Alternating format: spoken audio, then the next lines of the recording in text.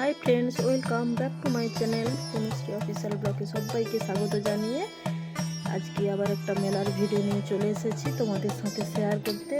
পুরো ভিডিওটা আমার সাথে থেকো, কোথাও কোনো অংশে ভালো লাগলে লাইক কমেন্ট শেয়ার করে, আর তোমরা যদি কেউ নতুন বন্ধু হয়ে থাকো চ্যানেলটাকে সাবস্ক্রাইব করে আমার পাশে থেকো।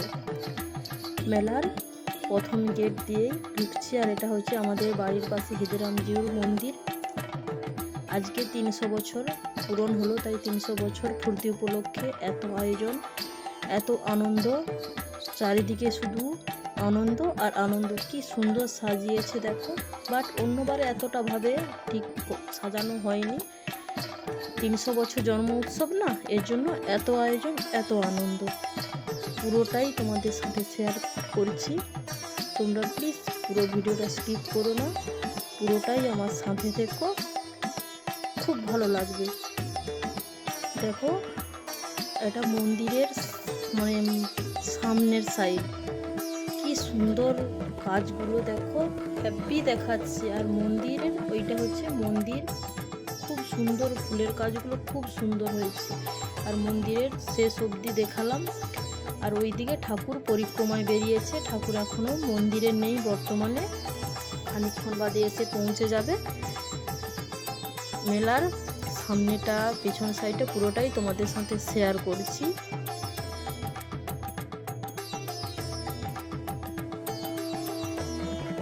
আর ওইদিকে দেখো ঠাকুর মশাই বলবো না, সরি, ওই দেখো ঠাকুর মূর্তিটা তোমাদের সামনে, একটা সিংহাসন, বাট এখন কিন্তু ঠাকুর পরিক্রমা বেরিয়েছে, এখানে এখন ঠাকুর নেই, ওটাই তোমাদের সাথে তুলে ধরলাম। আর ঠাকুরের ভেতর অবধি আমাদেরকে কিন্তু ঢুকতে দিচ্ছে না, যেহেতু এখন ঠাকুর পরিক্রমায় বেরিয়েছে। এটা হচ্ছে মেলা প্রাঙ্গণে ঢোকার গেট।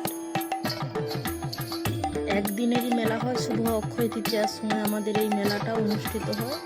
আর এই সময়টা হচ্ছে জন্ম উৎসব, এই জন্য এখন জন্ম উৎসব, জন্মদিন উপলক্ষে 300 বছরের জন্য এত বড় আয়োজন। না হলে খুব টুকিটাকি করে হয়ে যায় মেলাতে, কত কিছু।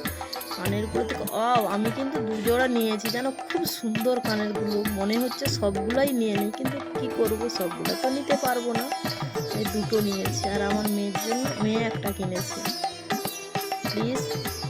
আর এইদিকে দেখো অন্নপ্রসাদ সেবন চলছে, সবাই বসে আছে অধীর আগ্রহে, কি ভিড় আর কি বলবো তোমাদেরকে।